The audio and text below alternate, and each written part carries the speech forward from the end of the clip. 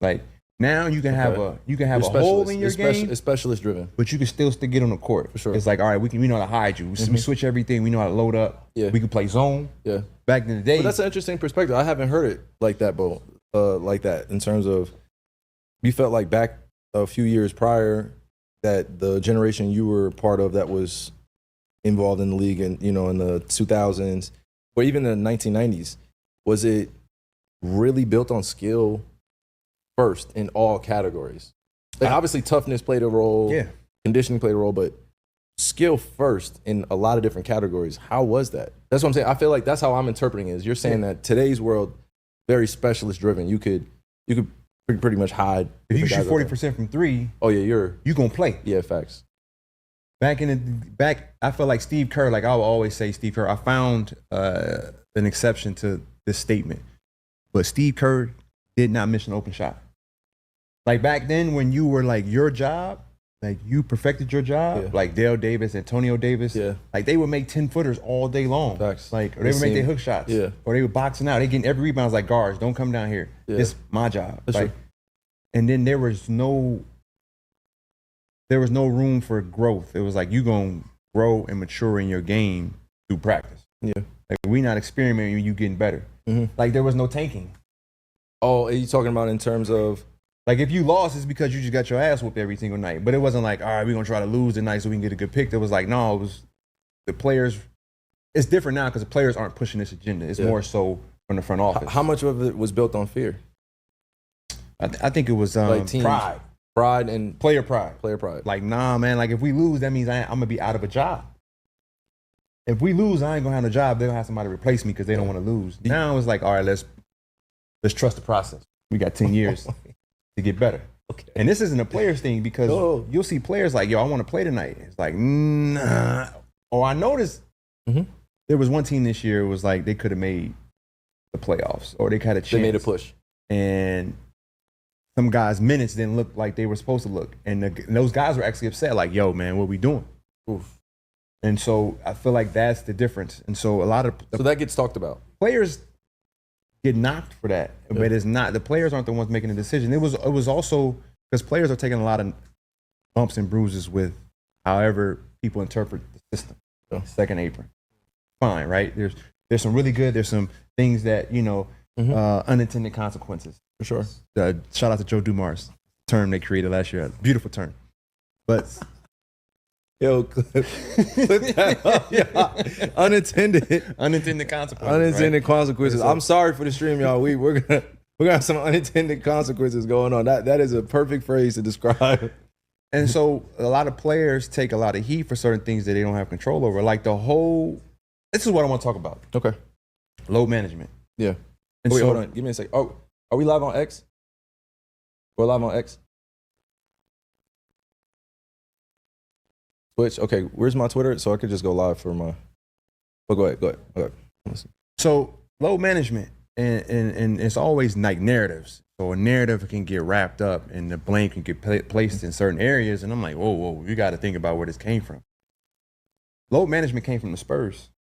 I remember that because they kept going to the finals every year, and so before you know it, you go to the conference finals 4 years in a row. You added an extra season. On those 4, you played 5 seasons in 4 years. Yeah. So load management makes sense because you're going making these deep runs every year, and your core players are getting older, and they're taking more of a trauma and more load on their bodies. Load management makes sense. But we weren't doing that as much research back then on. But like no one knew what load management was because Spurs were really the only ones doing it. Okay. Because they had Tim Duncan, they had Ginobili, and they had Tony Parker. Yeah. Right. So and then. Duncan's, year 13, 14, 15, 16 is like, yo, his body can't take the same beating as it did when he was younger. So load management makes sense. And so now we come into the fold. We go to the finals 5 years in a row, 6 years in a row. And we're on the NBA road show where you guys are the Heatles did it. They were the road show. Like we're the road show. So our schedule is actually not normal. Later games. When I played in Philly, I knew before the year started like what our season was gonna look like. All right, we're going west right after Christmas. Then we go west after All-Star break. like in early March. Like you know your schedule. But when you're the show, like you'll do like a 4-game East Coast, like you do 3 East Coast trips as opposed to 2 East Coast trips. And then you'll go come back home and play 1 game. Then you'll fly all the way to Minnesota for 1 game. Yeah. It's just like, now you're starting like, okay, I'm learning how the business works. Yeah. And we're playing 6-7 seasons in 5 years. Load management makes sense. Now the problem what happened was all these other teams are looking at analytics and like, all right, our guys need to rest. Our guys need, this is like, y'all never made the playoffs. Yeah. You get bounced in the first round. You don't need load management. And so the term just got thrown around, and then now you have the narrative that players don't want to play. And then now you're building in rules in the CBA like, all right, 65-game minimum.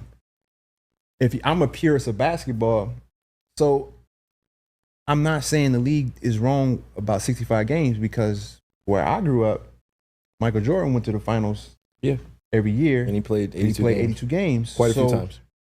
Just me as a purist, I'm like, yo, 82 games is what separates us from the 24-hour fitness gurus. True. Because all of them think they can play in the league. It's like, nah, you know, like this is a different world. Hey, by the way, Dre had to just get that off his chest. Shout out to all y'all that's at like fitness trying to get better. But that's with growing the game. Growing the game is getting more people to play. Yeah, so I love the 24-hour fitness guys. But there is a difference. Yes, there is. You know, it's iSpeed, show speed, the streamer. Love him to death. But he can't touch Kyrie Richardson. No. It's a difference. There is a difference. But I love that he's really into being fit. He's really into. Yes, but he has been taking names though. He has been taking names, a few names. But he can't. I'm just saying he has been taking a few names. The younger generation is going after champions. We get mad at that. The fact that he has the social capital, right? He gets to challenge people like that. He gets to cut the line and be like, yo, let me challenge you and see if I'm faster than you. Like when he did that to Cheetah, pulled up on him, I thought that was like when he pulled up. Is Cheetah a real sprinter? He used to, yeah. How old is he? Who is Cheetah?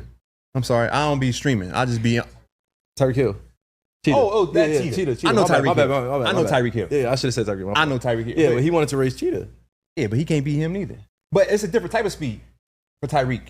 Yes. Tyreek got pads on, and Tyreek's shifty as well as fast.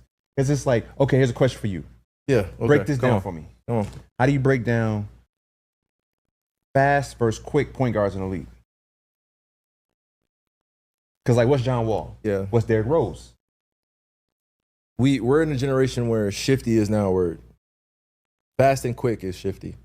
When you can work on those gears and go, I'm just as fast, or maybe not as fast, but if I get a full head of steam, I feel like I'm faster than anyone. But if you throw a ball in my hands, I feel like I'm a lot faster than someone that, not saying running without the ball, I'm saying if you put it in comparison with the basketball, I feel like I'm faster than most.